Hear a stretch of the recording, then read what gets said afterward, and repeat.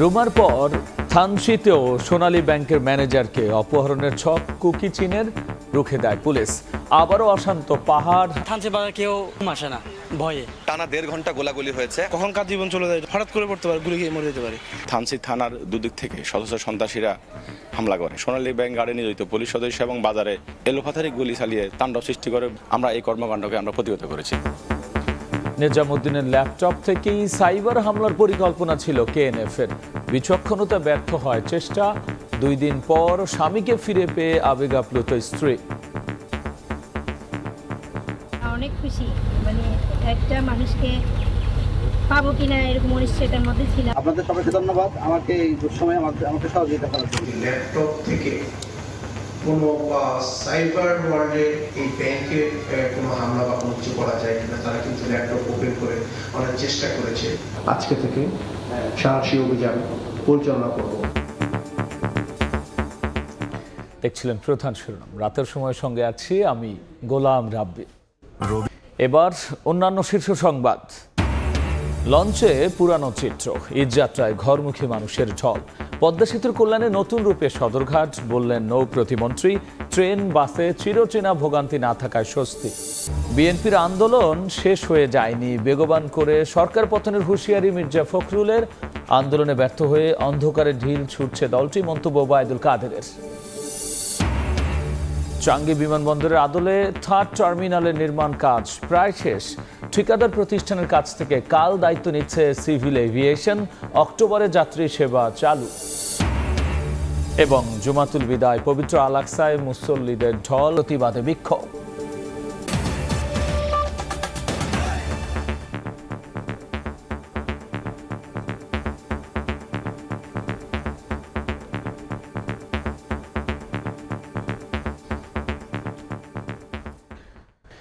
এদিকে ব্যাংক ম্যানেজারের ল্যাপটপ থেকে সাইবার হামলার পরিকল্পনা করেছিল কেএনএফ সন্ত্রাসীরা। তবে নিজামুদ্দিনের বিচক্ষণতায় ব্যর্থ হয় সেই চেষ্টা। একই সঙ্গে রক্ষা পায় ব্যাংকের 1,59,00,000 টাকা। বান্দরবানের রুমায় সোনালী ব্যাংকে হামলা, ম্যানেজারকে অপহরণ ও তাকে উদ্ধার নিয়ে সংবাদ সম্মেলনের বিস্তারিত জানিয়েছে র্যাব। এদিকে বান্দরবানে কেএনএফের হামলার ঘটনায় 6টি মামলা হয়েছে। আমি এখন আলহামদুলিল্লাহ ভালো আছি। আপনাদের সবাইকে ধন্যবাদ আমাকে এই সময় আমাকে সহযোগিতা করার জন্য।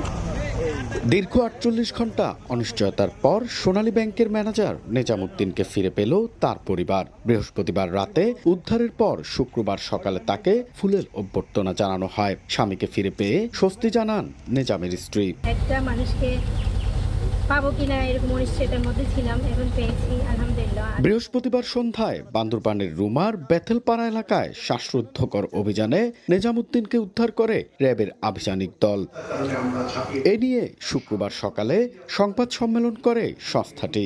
র্যাবের আইন ও গণমাধ্যম শাখার পরিচালক খন্দকার আল মঈন জানান, ব্যাংক ম্যানেজারকে অপহরণ করেই ক্ষান্ত হয়নি কেএনএফ সন্ত্রাসীরা। তার ল্যাপটপ থেকে সাইবার হামলার পরিকল্পনা করেছিল তারা।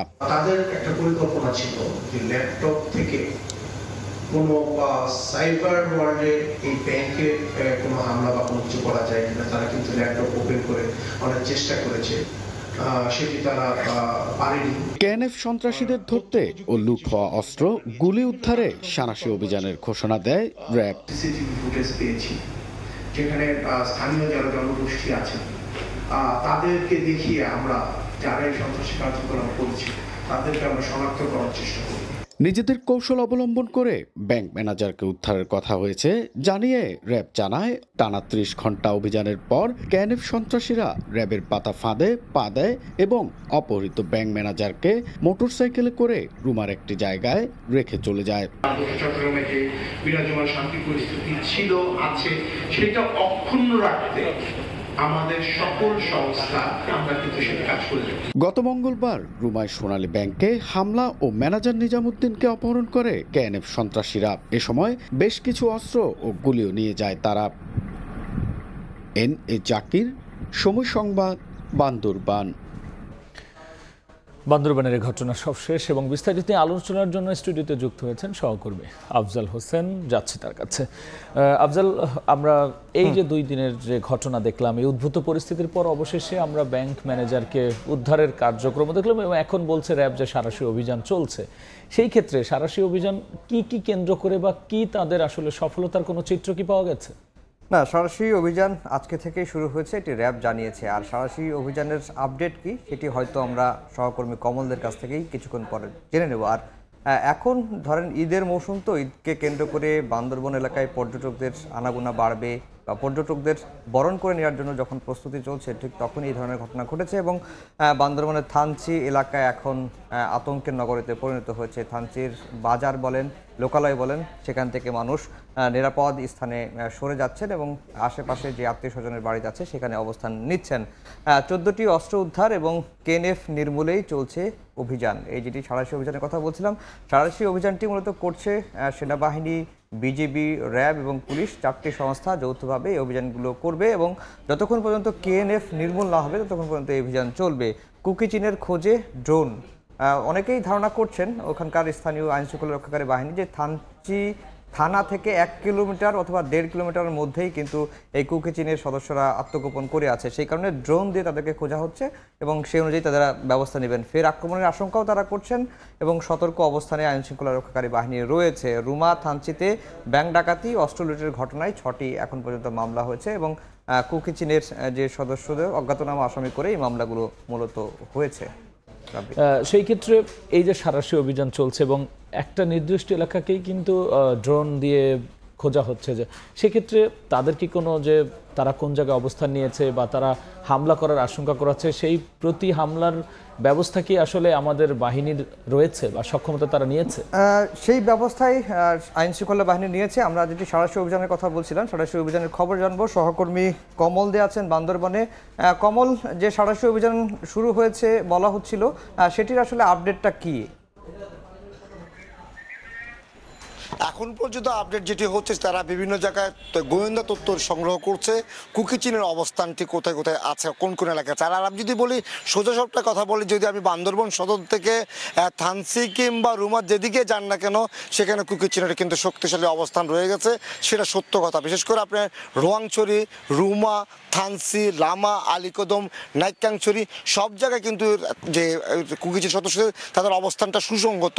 বিশেষ করে আমি যদি বলি বেতেলপাড়া, যেখান থেকে এই অপহৃত ব্যাংক ম্যানেজারকে উদ্ধার করা হয়েছে, সে বেতেলপাড়া, এডেনপাড়া সব পাড়ায় কিন্তু কুকিচিন।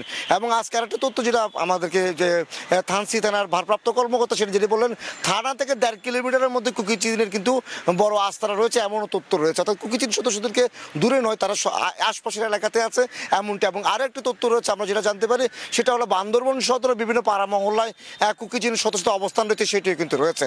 তবে সাঁড়াশি অভিযান শুরু হয়েছে, এখন পর্যন্ত কাউকে গ্রেফতার করা যায়নি এবং তার পরিস্থিতি পর্যবেক্ষণ করে। তবে ঔদ্ধত্যপূর্ণ আচরণটি কিন্তু সীমা ছাড়িয়ে যাচ্ছে কুকিচিনের। কমল, কুকিচিন এত শক্তিশালী হয়ে উঠলো কিভাবে? 2 বছর আগে যে সংগঠনটি আত্মপ্রকাশ করেছিল, তারা এই স্বল্প সময়ে এত জনবল বা এত সক্ষমতা অর্জন করলো কিভাবে? আমি যদি বলি সেখানে বিদেশি কয়েকটি দেশের তাদের প্রতি সমর্থন রয়েছে এবং তারা সমর্থন দিয়ে যাচ্ছে এবং সহযোগিতা করে যাচ্ছে, সে অভিযোগ কিন্তু স্থানীয়দের মধ্যে রয়েছে। আপনারা জানেন কুকিচিনের যেখানে অবস্থান সেটি রয়েছে ভারত এবং মিয়ানমার। বারবার বলছে ভারত এবং মিয়ানমার। কুকিচিনের যেসব সদস্য রয়েছে তাদের আত্মীয় স্বজনরা থাকছেন ভারতে, অর্থাৎ বাংলাদেশের যে সীমান্তবর্তী অংশ, সেখানে যে প্রাদেশিক যে পরিষদ রয়েছে, কুকিচিনের বেশ কয়েকজন আত্মীয় স্বজন সেখানকার মন্ত্রিসভায় রয়েছেন, আমরা সেটা জানি। এবং তারা কিন্তু যখন এখানে সংঘাত ঘটায় তারা পালিয়ে চলে, যখন এখানে আইনশৃঙ্খলা বাহিনী অভিযানের নামে তারা পালিয়ে কিন্তু সীমান্ত পার হয়ে ওই পারে গিয়ে আশ্রয় নিচ্ছে। আবার যখন তারা নিজেদের অবস্থা সুসংগত করতে পারে তারা আবারও ফিরে আসে। অর্থাৎ বিদেশি সহায়তা রয়েছে, এই অভিযোগ যেটি সেটা কিন্তু আমার মনে হয় ভুল না। এবং সেটি বলা চলে যে আসলে তারা বিদেশি সহায়তা পাচ্ছে এবং স্থানীয় যারা জনগোষ্ঠী রয়েছে তারা তাদের সহযোগিতা করছে। এর আগে তারা আমাদের জঙ্গি সংগঠন থেকে তারা টাকা নিয়েছে প্রশিক্ষণের জন্য, অর্থাৎ বিভিন্ন খাত থেকে তারা টাকা পাচ্ছে। যেহেতু 3 পার্বত্য জেলাকে অস্থির করতে পারলে কিন্তু একটা নানা ধরনের চক্রান্ত চলছে দীর্ঘদিন ধরে। 3 পার্বত্য জেলাকে বাংলাদেশ সীমান্ত থেকে বাংলাদেশের মানচিত্র থেকে বিচ্ছিন্ন করার চক্রান্ত চলছে, এটা কিন্তু মিথ্যা নয়। এবং আপনি কুকিচিনের কথা যেটা বললাম, কুকিল্যান্ড, 4টি উপজেলা নিয়ে যে কুকিল্যান্ড, সেটা কিন্তু বাংলাদেশের সংবিধানকে সুস্পষ্ট লঙ্ঘন এবং চ্যালেঞ্জ জানানো। ধন্যবাদ কমল। কমল বলছিলেন যে কুকিচিংয়ের কিভাবে তারা এতটা সক্ষমতা অর্জন করলো। সেক্ষেত্রে আফজাল, অনেকগুলো কারণ বলা হলো, তার পাশাপাশি পেছনের কারণগুলো নিয়ে যদি আমরা একটু আলোচনায় আসি। পেছনের কারণ হচ্ছে এই পর্যন্ত তারা ছোট বড় 9টির মতো হামলা করেছিল এবং একটি হামলায় গত বছর দেখেছিলাম যে 4 থেকে 5 জন সেনাবাহিনীর সদস্যও কিন্তু নিহত হয়েছিলেন। আর 2022 সালে মূলত ফেসবুকের একটি গ্রুপের মাধ্যমে এই কুকিচিন বা কেএনএফ এর আত্মপ্রকাশ ঘটে এবং তারা 2টি উপজেলার পার্বত্য জেলার 2টি জেলার 9টি উপজেলা নিয়ে একটি রাজ্য ঘোষণার তারা দাবি জানিয়েছিলেন এবং 2023 সালের 29শে মে গঠিত হয় শান্তি প্রতিষ্ঠা কমিটি।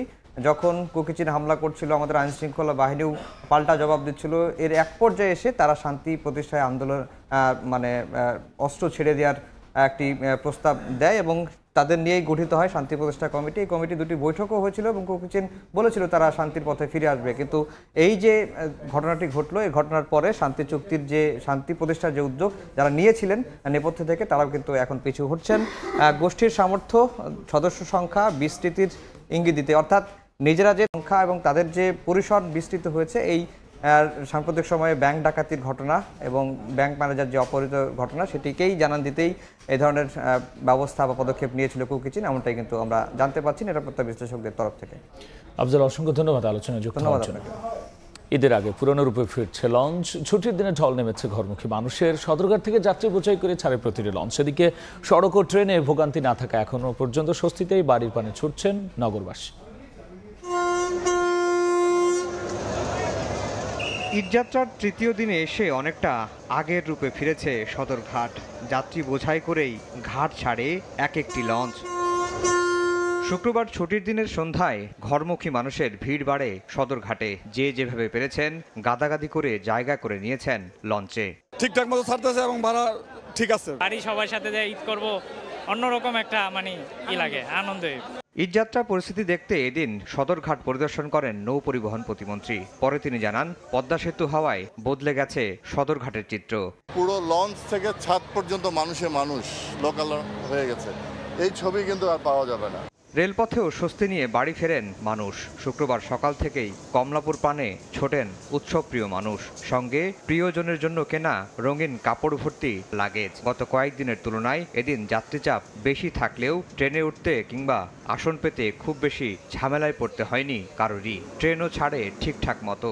অনেক সুশৃঙ্খলভাবে সুন্দরভাবে আমরা বসছি। টিকিট কাটা থেকে শুরু করে আজকে ট্রেনে ওঠা পর্যন্ত নির্বিঘ্ন নির্ঝঞ্ঝাট। ট্রেনের মতো সড়ক পথে বাস যোগেও শুরু হয়েছে ঘরমুখী মানুষের যাত্রা। বাসে যাত্রীর চাপ কিছুটা কম থাকলেও 2-1 দিনের মধ্যে আরও বাড়বে বলে প্রত্যাশা পরিবহন কোম্পানিগুলোর। আফজাল সেন, সময় সংবাদ, ঢাকা। 28 অক্টোবরের পর যারা ভাবছেন বিএনপির আন্দোলন নস্যাৎ হয়েছে তারা ভুল ভাবছেন বলে মন্তব্য করেছেন দলটির মহাসচিব মির্জা ফখরুল ইসলাম আলমগীর। জাতীয় প্রেস ক্লাবে ফেডারেল সাংবাদিক ইউনিয়নের এক আয়োজনে এমন বক্তব্য দেন তিনি। ভাবছেন যে বিএনপির আন্দোলন নস্যাৎ হয়েছে, বিরোধী দলের আন্দোলন নস্যাৎ হয়েছে, কিন্তু কখনোই না। প্রতিটি আন্দোলনের পরে আরো শক্তিশালী হয়েছে এই শক্তিগুলো। আমরা বিরোধী দল আমরা একজোট হয়ে আন্দোলন শুরু করেছি। আমরা যুগপৎ আন্দোলনের মধ্য দিয়ে একদিকে বাম রাজনৈতিক দল, অন্যদিকে ডান রাজনৈতিক দল সকলকে ঐক্যবদ্ধ করে আমরা সংগ্রাম শুরু করেছি। ধীরে ধীরেই কিন্তু একটা ইটের উপরে ইট বেঁধে কিন্তু স্তম্ভ করে ওঠে এবং সেখানেই তাদের অবশ্যই পরাজিত হতে হয়। নির্বাচন বানচাল ও আন্দোলনে ব্যর্থ হয়ে বিএনপি অন্ধকারে ঢিল ছুঁড়েছে বলে মন্তব্য করেছেন আওয়ামী লীগের সাধারণ সম্পাদক ওবায়দুল কাদের। সকালে রাজধানীর মানিক মে এভিনিউতে ঈদ সামগ্রী বিতরণ অনুষ্ঠানে তিনি কথা বলেন। নির্বাচন ঠেকাতে ব্যর্থ, আন্দোলনে ব্যর্থ। বলেছিল সরকার নির্বাচন করতে পারবে না। বিএনপির এখন চেয়ে দীর্ঘশ্বাস ফেলা ছাড়া আর কোনো গত্যন্তর নেই।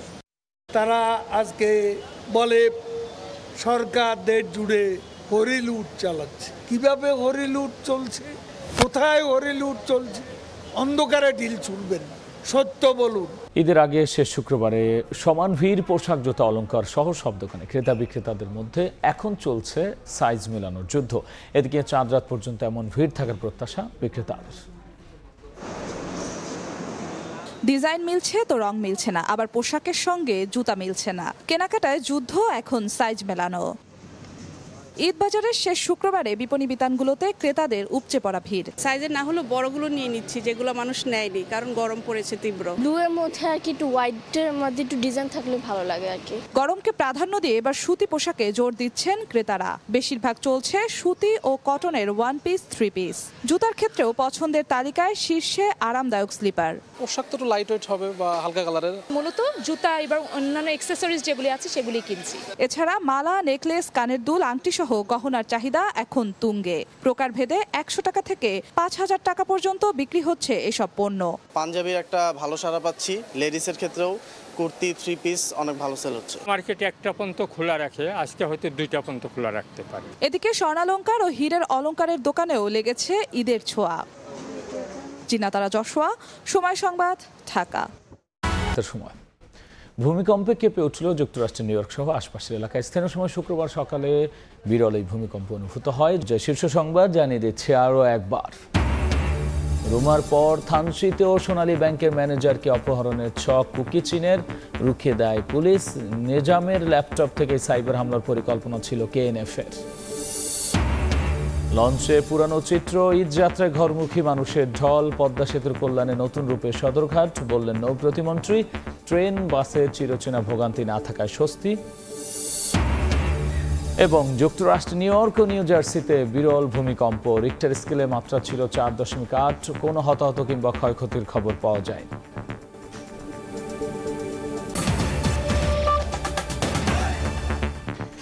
এই ছিল রাতের সময়। এরপর দেখবেন সম্পাদকীয়। সঙ্গেই থাকুন সময়ের।